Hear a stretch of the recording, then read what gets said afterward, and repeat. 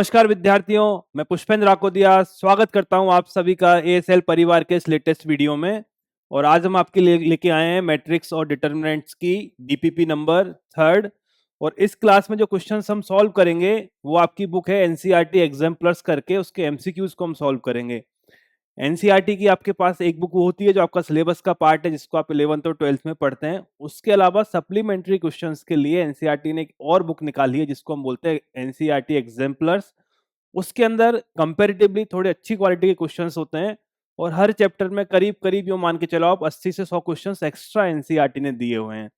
तो आप लोगों से ये उम्मीद की जाती है कि आप पहले जब आपका मेन बुक है एनसीईआरटी की जो आपके सिलेबस में दी हुई है, जिसको हम 11th और 12th की बुक्स बोलते हैं, उसको कंप्लीट करने के बाद एटलीस्ट आप एनसीईआरटी एग्जाम्पलर्स वाले पोर्शन को जरूर कवर करें, क्योंकि उसमें कई सारे कंसेप्ट अच्छे दिए हुए हैं। और एनसीईआरटी एग्जाम्पलर्स वाली बुक हमने हमारे ऐप के अंदर अपलोड कर दी है, तो आप वहां से डाउनलोड कर सकते हैं ताकि आपको उनको ढूंढने में ज्यादा दिक्कत नहीं आएगी। तो स्टार्ट करते हैं हमारी आज की डीपीपी।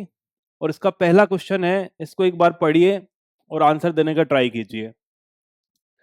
पहला क्वेश्चन बोलता है, यदि ए और बी समान कोटि के दो मैट्रिक्स हैं तो ए प्लस बी और ए माइनस बी किसके बराबर होगा।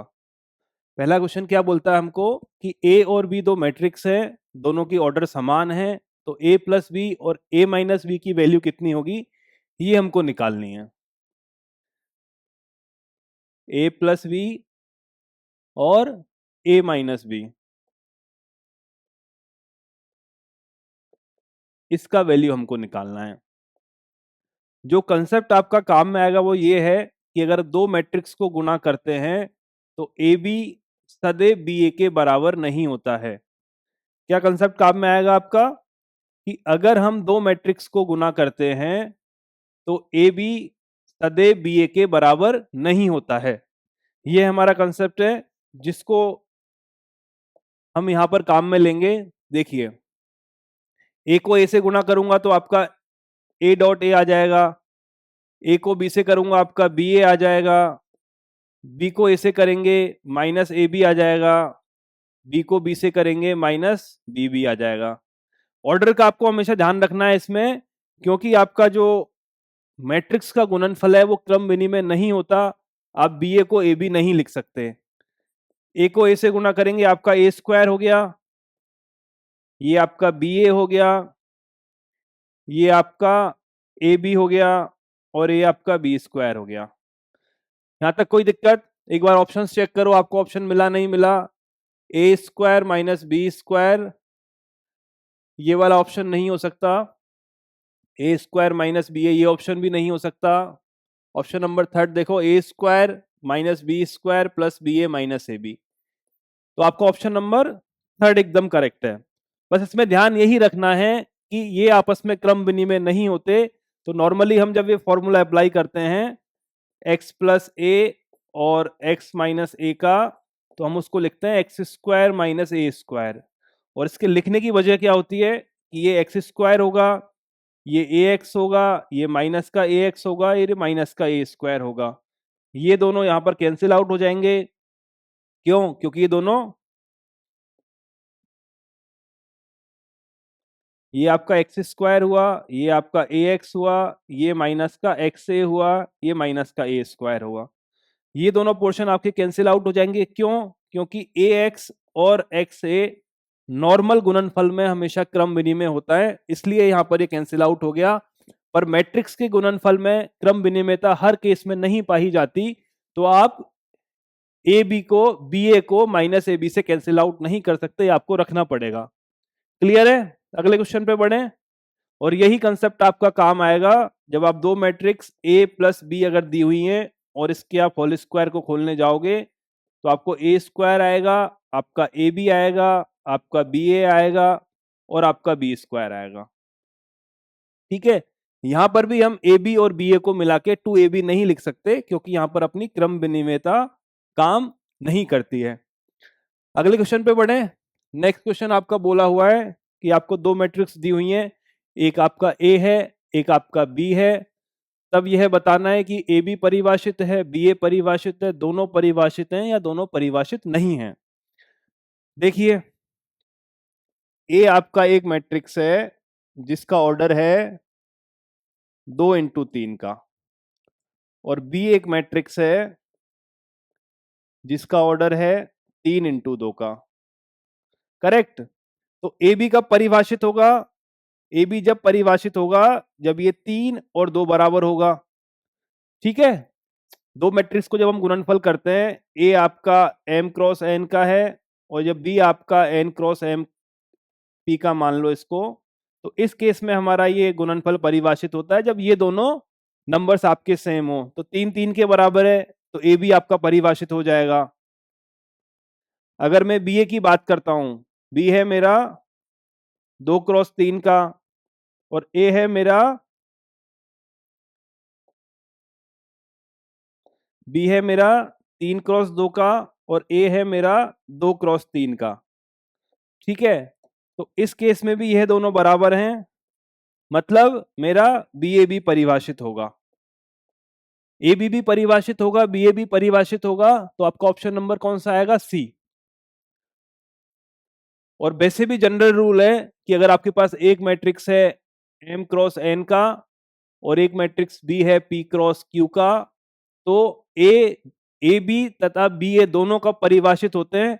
जब ये अंदर वाला बराबर हो, मतलब n बराबर p हो, और ये बाहर वाला भी बराबर हो, मतलब m बराबर q हो। दो मैट्रिक्स आपको ए बी दिए हुए हैं, तो ए बी और बी ए दोनों परिभाषित होंगे कब? जब ये अंदर वाले दोनों बराबर हों और ये बाहर वाले भी दोनों बराबर हों। इस केस में देखो, ये दोनों आपके बराबर हैं प्लस ये दोनों आपके बराबर हैं, तो ए बी भी आपका परिभाषित होगा और बी ए भी आपका परिभाषित होगा। क्लियर है? आगे बढ़े, इस क्वेश्चन का आंसर करो एक बार, क्या आंसर आएगा? सिंपल डेफिनेशन के ऊपर बेस्ड क्वेश्चन है। क्वेश्चन को एक बार आप पढ़ो, पढ़ के आंसर करने की कोशिश करो, क्या आंसर आएगा। एक मैट्रिक्स आपको ए दिया हुआ है, क्या यह मैट्रिक्स अदिश मैट्रिक्स है? क्या यह मैट्रिक्स विकर्ण मैट्रिक्स है? क्या यह मैट्रिक्स आपका तत्समक आव्यूह है या फिर वर्ग आव्यूह है? सॉल्व करें। देखिए, अदिश मैट्रिक्स आपकी क्या होती है? अदिश आव्यूह आपका होता है जब आपके विकर्ण के ऊपर स्थित सभी अवयव समान हो और उसके अलावा सारे अवयव जीरो हों, मतलब कुछ इस तरह का चीजें।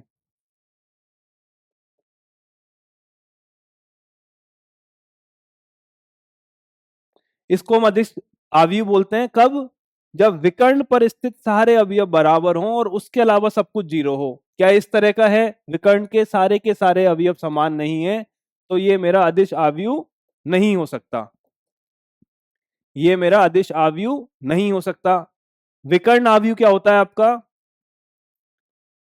विकर्ण आव्यूह आपका होता है जब सिर्फ और सिर्फ विकर्ण वाले अवयव हों और बाकी सारे अवयव जीरो हों। यह मेरा विकर्ण आव्यूह होता है कि जब सिर्फ और सिर्फ विकर्ण के सारे अवयव हों और बाकी उसके अलावा सारे जीरो हों। तो ऐसा सिचुएशन यहाँ पे नहीं है, विकर्ण पर मेरे अवयव जीरो हैं और बाकी अवयव सारे के सारे नॉन जीरो नहीं है। थर्ड नंबर है मेरा तत्समक। आइडेंटिटी मैट्रिक्स मेरी वो होती है जब विकर्ण के सारे अवयव आपके वन हो और उसके अलावा सारे अवयव आपके जीरो हों। आइडेंटिटी मैट्रिक्स मेरी वो होती है जब विकर्ण के सारे अवयव मेरे एक हों और उनके अलावा सारे अवयव मेरे जीरो हों। ये वाली सिचुएशन भी यहां पर है नहीं, तो अब आपके पास ऑप्शन बचा वर्ग आव्यूह।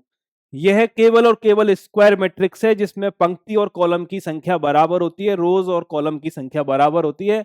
ये केवल आपका एक 3 क्रॉस 3 का वर्ग आव्यूह है और कुछ भी नहीं है। सिर्फ कंफ्यूज करने के लिए आपको विकर्ण के अवयवों की जगह इधर वाले अवयव आपको दिए हुए हैं। ठीक है, क्लियर है ना? ये आदेश है, आदेश में विकर्ण पर एक संख्या आनी चाहिए, बाकी जीरो आना चाहिए। ना ये आपका विकर्ण है, विकर्ण वाले पे सिर्फ विकर्ण पे नंबर होंगे, बाकी सब जीरो होगा। तत्समक पे विकर्ण पर सब कुछ एक होगा, बाकी सब कुछ जीरो होगा। तो ये तीनों में से कुछ भी नहीं है, सिर्फ और सिर्फ एक वर्ग आव्यूह है। वर्ग आव्यूह में पंक्ति और कॉलम की संख्या बराबर होती है। अगला वाला क्वेश्चन देखो और एक बार आंसर करने का ट्राई करो।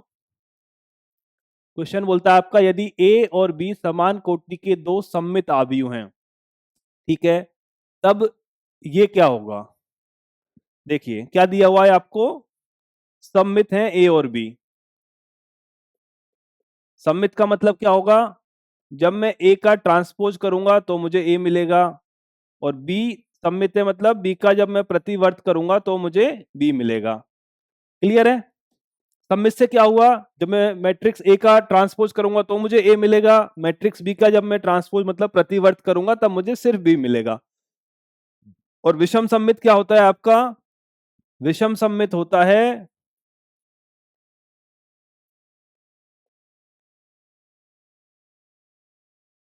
जब आप किसी मैट्रिक्स का ट्रांसपोज करते हो तो आपको उसी मैट्रिक्स का नेगेटिव मिलता है। जब आप किसी मैट्रिक्स का ट्रांसपोज करते हो आपको नेगेटिव मिला, आपका विषम सममित है। जब किसी मैट्रिक्स का आपने ट्रांसपोज किया आपको वही मैट्रिक्स मिल गई, वो आपकी सममित मैट्रिक्स है। इस मैट्रिक्स का मुझे पता लगाना है, और दोनों समान कोटि के हैं तो ए बी भी परिभाषित होगा, बी ए भी परिभाषित होगा। देखो, ए बी का ट्रांसपोज और बी ए का ट्रांसपोज, ये एक मैट्रिक्स मेरे दी हुई है। ए बी भी परिभाषित होगा, बी ए भी परिभाषित होगा, क्यों कि दोनों का ऑर्डर समान है। तो इसमें से ऑप्शन देखो, शून्य आव्यूह, इसका कोई लॉजिक है नहीं है, केवल सममित और विषम सममित हमको चेक करना है, उनमें से यह हो सकता है। तो जब मैं इसका ट्रांसपोज करने जाता हूं तो हमारे पास एक फॉर्मूला होता है, ए प्लस माइनस बी का जब हम ट्रांसपोज करते हैं तो हम इसको अलग अलग दोनों पर अप्लाई कर सकते हैं। ये हम ऑलरेडी आपका मैट्रिक्स वाले चैप्टर में पढ़ चुके हैं। जब आप दो मैट्रिक्स के प्लस या माइनस का ट्रांसपोज करोगे तो हम उसका अलग अलग ट्रांसपोज के बराबर उसको लिख सकते हैं। चलो लिखो।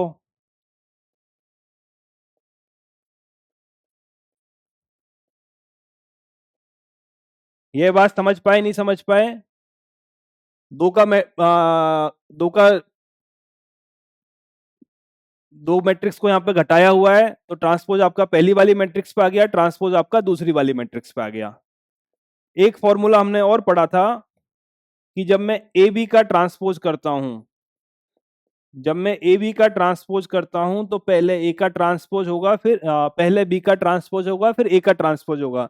जब मैं ए बी का ट्रांसपोज करने जाऊंगा तो पहले बी का ट्रांसपोज होगा, फिर ए का ट्रांसपोज होगा। मतलब जो मैट्रिक्स लास्ट में आई है वो उसका पहले ट्रांसपोज होगा, जो मैट्रिक्स पहले आई है उसका बाद में ट्रांसपोज होगा। इसको जब मैं यहां पर अप्लाई करूंगा तो पहले मेरा होगा बी के ट्रांसपोज का ट्रांसपोज, फिर मेरा होगा ए का ट्रांसपोज। करेक्ट है? यहां होगा मेरे ए के ट्रांसपोज का ट्रांसपोज, और फिर होगा मेरा बी का ट्रांसपोज। और एक चीज हम और जानते हैं कि किसी मैट्रिक्स के ट्रांसपोज का अगर मैं ट्रांसपोज करता हूं तो मुझे स्वयं खुद मैट्रिक्स मिलती है। तो देखो क्या मिला आपको, यहाँ पे आपका बी मिल गया, यहाँ पे आपका ए का ट्रांसपोज मिल गया, यहाँ पे आपको ए मिल गया, यहाँ पे आपका बी का ट्रांसपोज मिल गया। क्या दिया हुआ था हमको? ए बी का ट्रांसपोज, बी ए का ट्रांसपोज। मतलब मैं नेगेटिव को बाहर निकाल लेता हूं, तो ए बी का ट्रांसपोज माइनस बी ए का ट्रांसपोज, ये किसके बराबर है? यह बराबर है ए बी के ट्रांसपोज माइनस बी ए के ट्रांसपोज के ट्रांसपोज के। ठीक है?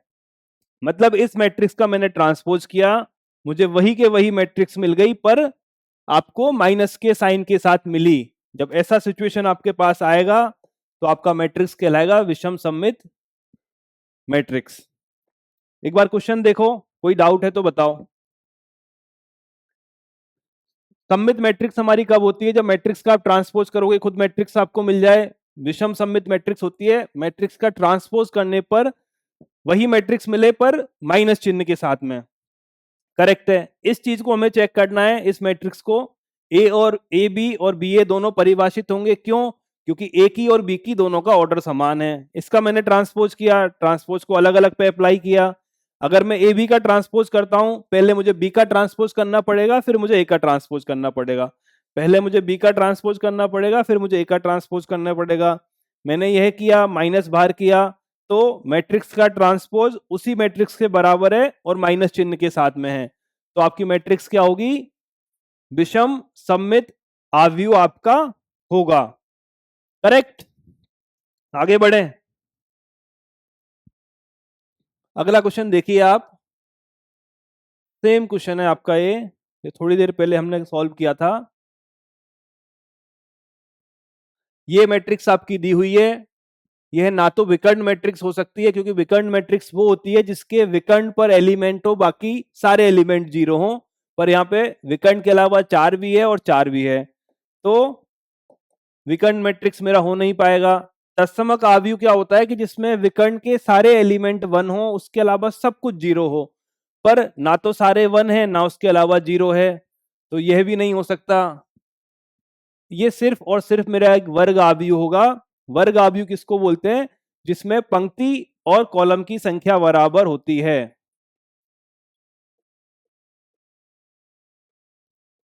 जिसमें आपका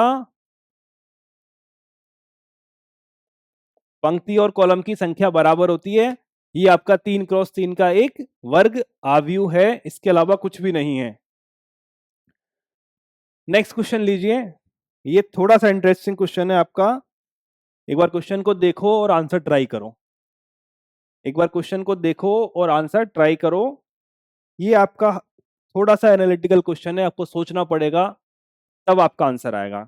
देखिए क्वेश्चन क्या बोलता है हमारा कि कोटि 3x3 के सभी संभव आव्यूहों की संख्या जिनके प्रत्येक प्रविष्टि 3 या 0 हो सकती है। क्वेश्चन का मतलब यह है कि आपको एक मैट्रिक्स बनानी है जो 3x3 की होगी।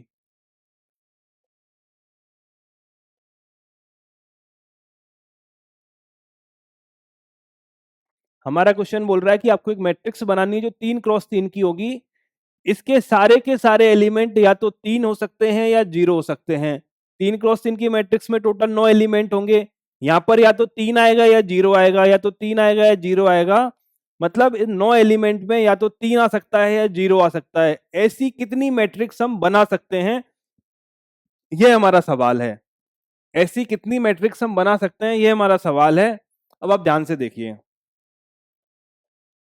इस जगह पर जो आपका पहला वाला है, आपका ये A11 पे या तो 3 आ सकता है या 0 आ सकता है। मतलब यहां पर दो संभावनाएं हैं।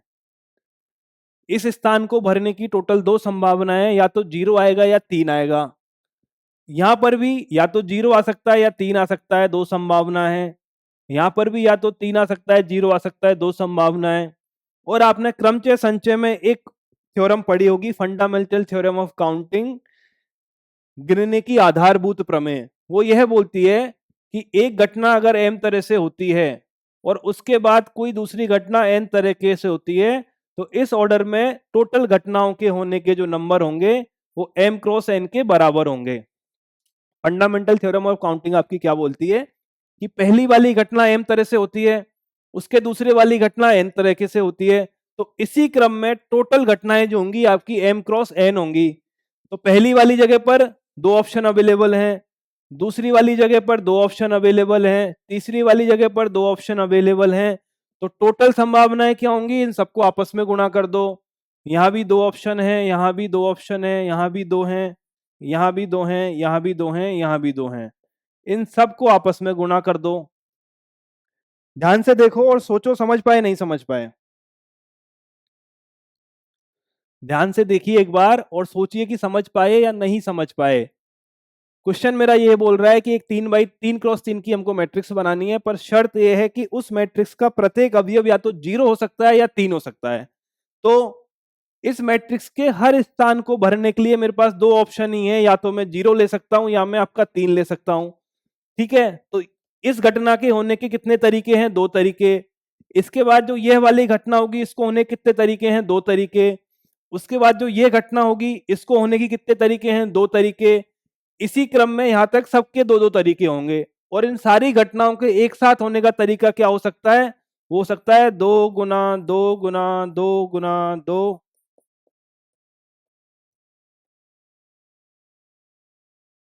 1 2 3 4 5 6 7 8 9, मतलब 2 की घात 9, मतलब 512। समझ पाए?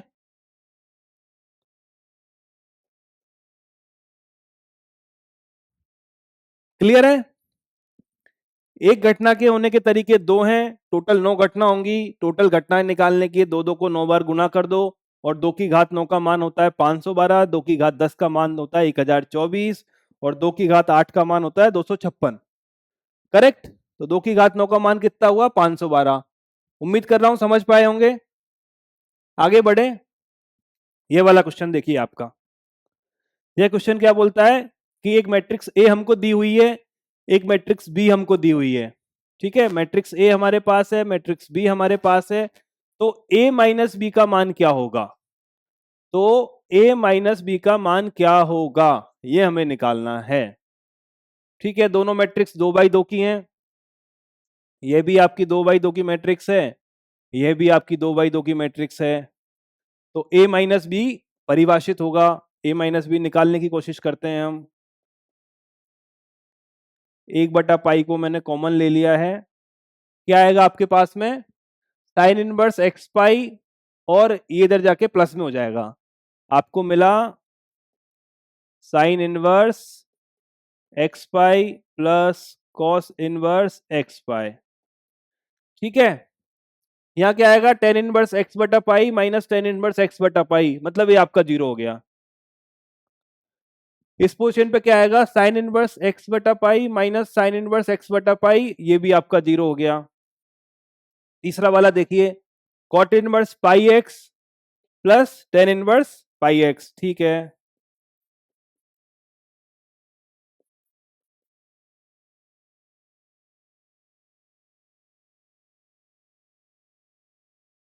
ये वाला देख पा रहे हो? लास्ट वाला थोड़ा तकलीफ है दिखने में, इसको मैं इधर लिख देता हूं।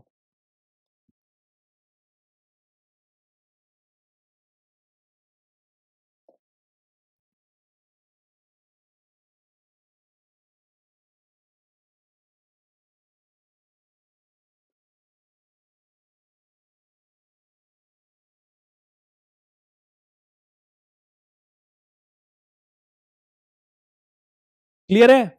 यहां तक हम पहुंच चुके हैं। और एक प्रॉपर्टी आपने इनवर्स ट्रिगोनोमेट्रिक फंक्शन में पढ़ी होगी, प्रतिलोम त्रिकोणमितीय फलन में एक प्रॉपर्टी आपने पढ़ी होगी। वो ये प्रॉपर्टी यह बोलती है कि sin inverse x plus cos inverse x का मान आपका पाई/2 होता है। साथ में ही आपका tan inverse x plus cot inverse x का मान भी आपका पाई/2 होता है। ये प्रॉपर्टी आप ऑलरेडी पढ़ चुके हो, क्योंकि 12th क्लास का जो सबसे पहला चैप्टर विक्रम सर ने पढ़ाया था वो आपका प्रतिलोम त्रिकोणमितीय फलन ही पढ़ाया था। ठीक है, तो इस प्रॉपर्टी का अगर मैं यूज में लूं तो a माइनस बी का मान आएगा 1/पाई, ये आपका पाई/2 हो गया, ये आपका 0 हो गया, ये आपका 0 हो गया, ये आपका पाई/2 हो गया। क्लियर? यहां तक कोई दिक्कत? यहां तक कोई दिक्कत आपको? इससे भी पाई को बाहर लो, यहां से भी पाई को बाहर लो, पाई/2 को दोनों तरफ से बाहर ले लो, मतलब तो आपको मिलेगा 1/पाई गुणा पाई/2, अंदर मिलेगा 1001, पाई से पाई कैंसिल हो गया, आपको यहां पर आपका आ जाएगा 1/2 आई। समझ पाए? क्वेश्चन में बेसिकली कुछ भी नहीं है, सिर्फ एक प्रॉपर्टी है आपका इनवर्स ट्रिगोनोमेट्री फंक्शन की। अगर आपको पता है कि sin inverse x plus cos inverse x का मान पाई/2 होता है, tan inverse x plus cot inverse x का मान पाई/2 होता है, तो बाकी तो सिर्फ और सिर्फ क्वेश्चन की शक्ल है जो थोड़ी सी ऐसी बनाई हुई है कि आदमी क्वेश्चन को देखे और अपना पेन ना उठाए। इसलिए उसकी शक्ल कुछ इस तरह से बनाई हुई है, आदमी क्वेश्चन को देखे और अपना पेन ना उठाए। अगर उसने क्वेश्चन को देखा, पेन उठाया और एक बार लिखना स्टार्ट कर दिया, तब बहुत आसान चीज है, कुछ भी नहीं है। सिर्फ ये प्रॉपर्टी अगर आपको याद है, आप आसानी से कर पाओगे, अदरवाइज दिक्कत आ सकती है। यहाँ पर पाई/2 आ जाएगा, 0 आ जाएगा, 0 आ जाएगा, पाई/2 आ जाएगा, पाई/2 को बाहर निकाल लो, पाई से पाई कैंसिल हो गया, 1/2 हो गया, 1/2 आई हो गया। ऑप्शन कौन सा सही है मेरा? Option number D correct. देख लो एक बार, कोई डाउट हो तो बताओ, अदरवाइज हम आगे बढ़े। सिंपल सा है, और ये प्रॉपर्टी भी कोई इतना कॉम्प्लिकेटेड है नहीं कि याद ना रहे आपको। अगला क्वेश्चन देखो, यह बोलता है यदि ए और बी क्रमशः 3x m 3x n कोटि की दो आव्यूह हैं तथा m और n बराबर हैं, ठीक है, तो इसका मान निकालो। ए जो है मेरा वो 3x m का है, और बी जो है मेरा ये 3 क्रॉस एन का है, और एन और एम आपस में बराबर हैं, तो मैं इस एन की जगह एम ही लिख सकता हूं। कोई दिक्कत? ये 3 क्रॉस एम था, ये 3 क्रॉस एन था, एम और एन बराबर है, एम की जगह मैंने एन लिख दिया। जब मैं इनको आपस में घटाऊंगा तो मुझे एक मैट्रिक्स मिलेगी, और उसका ऑर्डर भी क्या होगा? 3 क्रॉस एम होगा या 3 क्रॉस एन हो सकता है। क्यों? क्योंकि एम और एन तो दोनों बराबर है, एक ही नंबर है। ये आपका 3 क्रॉस एम था, ये 3 क्रॉस एन था, एन को एम कर दिया। जब इन दोनों मैट्रिक्स को मैं घटाऊंगा, इनका अंतर निकालूंगा, तो जो मैट्रिक्स मिलेगा वो या तो 3 क्रॉस एम का मिलेगा या 3 क्रॉस एन का मिलेगा। क्यों? क्योंकि एम और एन बराबर है। अब आपके ऑप्शन चेक करो। ऑप्शन बोल रहा है m×3, ये गलत है। 3×3, यह भी गलत है। m×n, यह भी गलत है। 3×n, ये वाला ऑप्शन आपका करेक्ट है। ठीक है, सिंपल है। आगे बढ़े। यह क्वेश्चन बोलता है आपका कि यदि आव्यूह ए आई जे 2×2 की इस प्रकार है कि ए आई जे का मान 1 होगा जब ये दोनों बराबर नहीं है, ये मान 0 होगा जब दोनों बराबर है, तो ए स्क्वायर का मान कितना होगा? ट्राई करो एक बार, आंसर बताओ। एक बार क्वेश्चन को ट्राई करो और आंसर बताओ। सिंपल सा क्वेश्चन है बहुत। क्या लिखा हुआ है आपका? ये आपका ए है। पहले तो मैट्रिक्स बनाओ। पहला कॉलम क्या आता है आपका? यहां पर आता है A11, A12, A21, A22। ठीक है, ऐसे ही हम मैट्रिक्स बनाते हैं। A11 का मान क्या होगा? आई और जे दोनों बराबर हैं, दोनों बराबर हैं तो आपका 0 आ जाएगा। 1 2 में बराबर नहीं है तो आपका मान 1 आ जाएगा। 2 1 में बराबर नहीं है, आपका मान 1 आ जाएगा। और यहां बराबर है, आपका मान 0 आ जाएगा। क्या पूछा गया है? ये आपका ए का मान है, आपको ए स्क्वायर पूछा है, मतलब इसको इसी से गुणा करना है।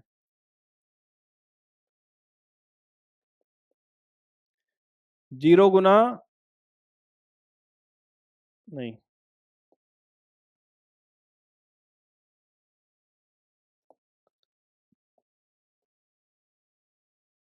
क्या निकलेगा आपका? 0 गुना 1, ये आपका 1 आ गया। 0 गुना 0, ये आपका 0 आ गया। 0 गुना 0, ये 0 आ गया। ये 1 प्लस 0, ये आपका 1 आ गया। ठीक है, क्या मिला आपको? एक तत्समक आव्यूह मिलेगा। अगर हम इस मैट्रिक्स ए को वापस मैट्रिक्स ए से ही गुना करते हैं, तो आपका जो ए स्क्वायर का मान होगा वो एक तत्समक आव्यूह होगा। क्लियर है? कोई तकलीफ? आगे बढ़े। अगला क्वेश्चन हम लेते हैं। एक मैट्रिक्स आपको दी हुई है, ये बताना है आपका कि यह आपकी तत्समक आव्यूह है, सममित आव्यूह है, विषम सममित आव्यूह है, इनमें से कोई नहीं है। आंसर बताओ एक बार। क्या यह तत्समक होगी, क्या यह सममित होगी, या ये फिर ये विषम सममित होगी? एक बार कमेंट करके आंसर बताइए। देखिए, तत्समक आव्यूह मेरा क्या होता है? तत्समक आव्यूह मेरा वो होता है जिसके विकर्ण पर सारे एलिमेंट 1 हो और उसके अलावा सब कुछ 0 हो। तो ऐसा यहां पर है नहीं, तो तत्समक तो ये हो नहीं सकता। सममित मेरा क्या होता है? सममित मेरा वो होता है कि ए आई जे बराबर मेरा ए जे आई हो। ठीक है, मतलब इस विकर्ण के इधर के सारे एलिमेंट बराबर हों, और विकर्ण तो खुद अपने आप में बराबर होता ही है। मतलब A11 तो आपका A11 के बराबर होगा ही सही। A12 आपका जो है वो A21 के बराबर होना चाहिए, तब मेरा क्या कहते हैं, मैट्रिक्स एक सममित आव्यूह होती है।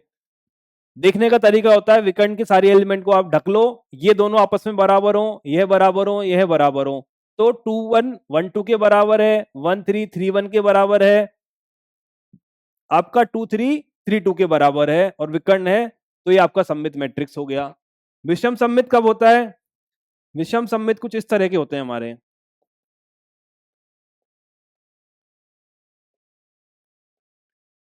विषम सममित जो मैट्रिक्स होते हैं वो कुछ इस तरह के होते हैं कि विकर्ण पर तो सब कुछ 0 0 आता है। यहां अगर ए है तो यहां पर माइनस ए आएगा, यहां अगर बी है तो यहां पर माइनस बी आएगा, और यहां अगर माइनस सी है तो यहां पर सी आएगा। मतलब विकर्ण पर सब कुछ 0, जो एलिमेंट यहां लिखा है उसका ऋणात्मक यहां, जो एलिमेंट यहाँ लिखा है उसका ऋणात्मक यहाँ, जो एलिमेंट यहाँ पर है उसका ऋणात्मक यहाँ। अगर आप यहाँ पर माइनस सी लगाओगे तो ये प्लस सी हो जाएगा। क्लियर है? इसको हम विषम सममित बोलते हैं। तो यह वाली मैट्रिक्स हमारी एक सममित मैट्रिक्स होगी। अगला देखो, अगला क्वेश्चन क्या बोल रहा है, एक मैट्रिक्स आपको दी हुई है, वो पता लगाना है विकर्ण आव्यूह है, सममित आव्यूह है, विषम सममित आव्यूह है या अदिश आव्यूह है। ट्राई कीजिए एक बार, क्या निकलेगा आंसर, एक बार ट्राई कीजिए आंसर क्या निकलेगा। देखो, विकर्ण हो नहीं सकती, क्यों कि विकर्ण के अलावा सब कुछ जीरो होना चाहिए। सममित हो नहीं सकती क्योंकि ये आपस में बराबर नहीं है, अगर यहाँ 5 है तो यहाँ भी 5 आना चाहिए था। अदिश आव्यूह हो नहीं सकता क्योंकि विकर्ण पर एक ही एलिमेंट होना चाहिए, बाकी सब कुछ जीरो होना चाहिए। तो आंसर तो आपका विषम सममित ही होगा। विषम सममित क्या होता है कि विकर्ण के सारे एलिमेंट जीरो हो, यहाँ जो एलिमेंट है उसका माइनस यहाँ पे हो, यहाँ जो है इसका माइनस यहाँ हो, यहाँ जो एलिमेंट है इसका माइनस यहाँ पे हो। ठीक है, अगले क्वेश्चन पे बढ़े। देखो क्वेश्चन एक बार, यह बोलता है यदि ए एक m क्रॉस n कोटि का एक आव्यूह है और b इसी प्रकार का आव्यूह है कि ए बी डैश और बी डैश ए दोनों ही परिभाषित हों, तो आव्यूह v की कोटि क्या होगी। चलो ट्राई करो। ए मेरा एक मैट्रिक्स है जिसका ऑर्डर है m क्रॉस n, और माना मेरा एक मैट्रिक्स b है जिसका ऑर्डर है p क्रॉस q। अब वो क्या बोल रहा है कि ए बी का ट्रांसपोज भी परिभाषित हो। ए बी का ट्रांसपोज क्या होगा, ए तो आपका होगा m क्रॉस n का, और बी का ट्रांसपोज होगा आपका q क्रॉस p का। क्यों? क्योंकि अगर बी आपका p क्रॉस q का है तो इसका जब मैं ट्रांसपोज करूंगा तो आपका जो रो है वो कॉलम बन जाएगा, कॉलम में जो रो बन जाएगा। तो ये जो मैट्रिक्स मेरा आता है ये q क्रॉस p का आता है। ठीक है, अगर यह परिभाषित है मतलब आपका क्या होगा, अगर यह परिभाषित है तो आपके बीच वाले जो दोनों हैं वो बराबर उनको होना पड़ेगा। तो आपका ये जो n है ये q के बराबर होगा। ठीक है, n जो है आपका वो q के बराबर होगा। तो मैं इसको यहां पर लिख सकता हूं, इसकी जगह हम लिख सकते हैं b को अब p क्रॉस n। क्यों? क्योंकि आपका q जो है वो n के बराबर हो गया। दूसरी चीज वो क्या बोल रहा है कि b का ट्रांसपोज और a भी परिभाषित है। b का ट्रांसपोज किस ऑर्डर का होगा, b का ट्रांसपोज होगा आपका n क्रॉस p का। a किस ऑर्डर का है आपका, a है m क्रॉस n का। मतलब क्या हुआ, ये p और ये m भी बराबर होना चाहिए, p बराबर m होना चाहिए, तब जाके यह परिभाषित होगा। मतलब ये b क्या बन जाएगा, अब आपका b बन जाएगा m क्रॉस n का मैट्रिक्स। समझ पाए नहीं समझ पाए? अगर आपका ए बी का ट्रांसपोज परिभाषित है तो n को इस q के बराबर होना पड़ेगा, मतलब आपका n बराबर q हो गया, q की जगह मैंने n का मान रख दिया। अगर b के ट्रांसपोज और a को परिभाषित होना है तो इस p को इस m के बराबर होना पड़ेगा। क्यों? अंदर वाले दोनों ऑर्डर अपने बराबर होते हैं। अगर p और m आपस में बराबर हैं तो मैंने p की जगह m रख दिया, तो मेरा जो b मिला है उसका ऑर्डर क्या निकला है, अब b का ऑर्डर निकला है m क्रॉस n। अगर मैं एक a लेता हूं m क्रॉस n का, अगर मैं ए लेता हूं m क्रॉस n का और b भी लेता हूं m क्रॉस n का, तो ए बी का ट्रांसपोज भी परिभाषित होगा और b का ट्रांसपोज ए भी परिभाषित होगा। ऑप्शन m क्रॉस n गलत, n क्रॉस n गलत, n क्रॉस m भी नहीं है, m क्रॉस n। ठीक है, आगे बढ़े। ये वाला क्वेश्चन देखो, ट्राई करो क्या निकलेगा, सॉल्व करें। यदि a और b समान कोटि के आव्यूह हैं तो A B dash B A dash क्या होगा। अच्छा, मतलब ये निकाला गया, ये सम्मित होगा, ये विषम सम्मित होगा, ये रिक्त होगा, तत्समक होगा। तो इन दोनों ऑप्शन का कोई लॉजिक है नहीं है, इससे हम कुछ नहीं बता सकते कि ये तत्समक होगा या नहीं होगा जब तक हमें ए और बी के मान दिए ना हो। तो आपको केवल यह चेक करना है कि ये क्या ये सम्मित होगा, क्या ये विषम सम्मित होगा। चेक करने का तरीका क्या होता है आपका, ए बी का ट्रांसपोज माइनस बी ए का ट्रांसपोज, इसका मैं ट्रांसपोज निकालता हूं। अगर ये ए का ट्रांसपोज आपका ए के बराबर आ गया तो आपका सम्मित है, और ए का आपका ट्रांसपोज माइनस ए के बराबर आ गया तो आपका विषम सम्मित है। चलो निकालो, ट्रांसपोज को दोनों पर ले जाओ,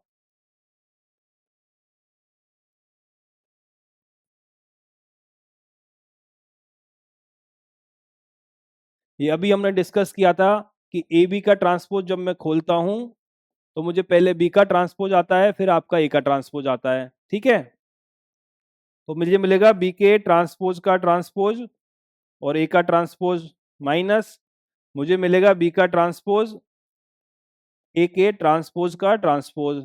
इसको मैं लिख सकता हूं बी ए का ट्रांसपोज, और इसको मैं लिख सकता हूं बी का ट्रांसपोज और ए। करेक्ट है। मुझे क्या दिया हुआ है, ए बी का ट्रांसपोज जो पीछे की तरफ आ रहा है। कुछ गड़बड़ किया है, अच्छा ये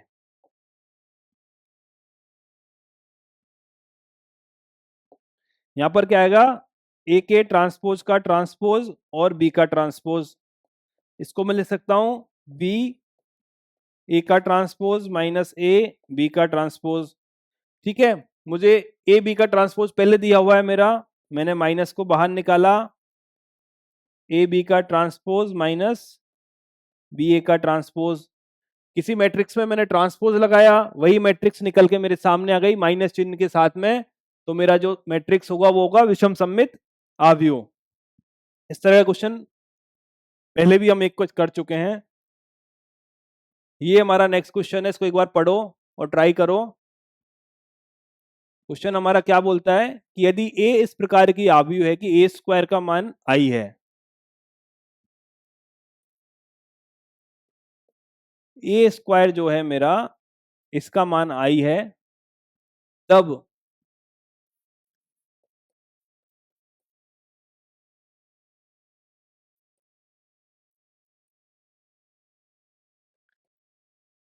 इसका मान किसके बराबर होगा। ठीक है, सॉल्व करते हैं। कैसे खोलते हैं इसको, a का क्यूब प्लस 3 a का स्क्वायर और minus i plus 3 a minus i का स्क्वायर प्लस माइनस i का क्यूब।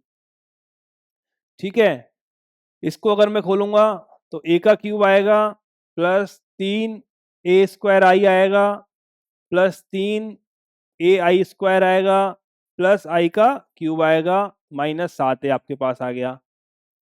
क्लियर है, आगे बढ़ो। ये क्या है, ए का क्यूब, ये है माइनस में 3 ए स्क्वायर, ये क्या है आपका प्लस में 3 ए, और ये क्या है माइनस का आई। आई स्क्वायर भी आई होता है, आई क्यूब भी आई होता है। इधर देखो, ए का क्यूब आया, 3 ए स्क्वायर आया, 3 ए आया, माइनस 7 ए आया। सॉल्व करो, ए क्यूब मिलके आपका 2 ए क्यूब बन गया, ये दोनों कैंसिल आउट हो गया आपका।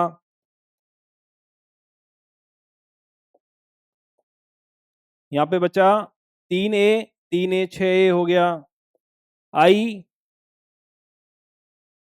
एक आई इधर भी तो था, ये वाला, ये आपका आई आ गया। आई से आई भी कैंसिल हो गया आपका,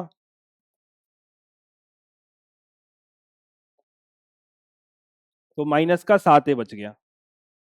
इसको मैं बोल सकता हूं 2 ए क्यूब माइनस ए, और एक कंडीशन हमको दे रखी है कि ए स्क्वायर का मान आपका आई के बराबर है, तो मैं ए क्यूब को लिख सकता हूं 2 A square dot A minus A square का मान आई के बराबर होगा, तो 2 आई डॉट ए माइनस ए, मतलब 2 ए माइनस ए, इसका वैल्यू होगा ए के बराबर। देखो एक बार क्वेश्चन, कोई दिक्कत हो तो सिंपल इसका क्यूब खोलना है, इसका क्यूब खोलना है। क्यूब खोलते टाइम यह चीज ध्यान में रखनी है कि आपका इसका जो गुणनफल है वो क्रम विनिमय नहीं होता, तो हमको उसको फॉलो करना पड़ेगा। हम यहाँ से आगे तक बढ़े, आपका 3 ए स्क्वायर से ए स्क्वायर कैंसिल हो गया, प्लस आपका 3 ए से माइनस 3 ए 6 ए हो गया, माइनस 7 ए किया तो माइनस ए बन गया। ए स्क्वायर का मान आपके पास आई है, तो टोटल आपका मान ए आ गया। तो आपका ऑप्शन नंबर ए जो है वो करेक्ट है। ठीक है, कोई दिक्कत यहां तक।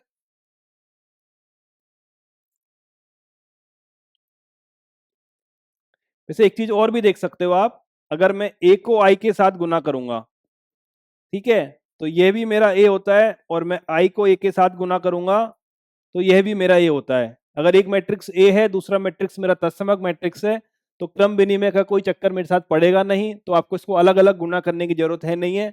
आप सिंपल फॉर्मूला खोल दोगे, आपका आंसर आ जाएगा। जैसे a प्लस बी की स्क्वायर का फॉर्मूला मैं सीधा नहीं खोल सकता था, मुझे अलग अलग गुना करना पड़ा। क्यों? क्योंकि वो आपस में a b आपस में जुड़ेंगे नहीं। पर अगर मेरा एक a है, एक मेरा i है, तो तत्समक मैट्रिक्स को आप दोनों तरफ से गुना करोगे, अब आपको मिलेगा वही। यूनिटी की कंडीशन हमेशा इस तरह से ही होती है कि राइट हैंड क्या कहते हैं, ये वाला और लेफ्ट हैंड दोनों मिलके सेम एलिमेंट आना चाहिए, तभी हम उसको तत्समक अवयव बोलते हैं। तो तत्समक अवयव के केस में आपको उसका गुणनफल क्रम विनिमय भी होगा, तो आप सीधा फॉर्मूला जब क्यूब का खोलोगे कोई तकलीफ आपको आएगी नहीं, आपका आंसर आ जाएगा। ठीक है, तो ये हमारा था आखिरी क्वेश्चन। एनसीईआरटी एग्जाम्पलर्स की बुक आपको एप्लीकेशन के अंदर डाउनलोड कर दी गई है, आप वहां से आप उसको प्राप्त कर सकते हैं और उसके क्वेश्चंस आप सॉल्व कर सकते हैं। बेसिकली अगर आप एनसीईआरटी की साइट पर जाओगे तो एग्जाम्पलर्स आपको इंग्लिश में मिलेगा। हिंदी का एग्जाम्पलर्स उतनी आसानी से अवेलेबल था नहीं, पर फिर भी हमें मिल गया तो हमने उसको ऐप के ऊपर डाल दिया है। नेक्स्ट डीपीपी आपकी होगी जब हम सारणिक वाले एनसीईआरटी एग्जाम्पलर्स के ऑब्जेक्टिव क्वेश्चन को सॉल्व करेंगे। एक बार उनको आप खुद से ट्राई कीजिएगा, तो हो सकता है आपको क्लास में एक बेहतर समझ में आए। तो आज की क्लास यहीं तक, मिलते हैं फिर नेक्स्ट क्लास में।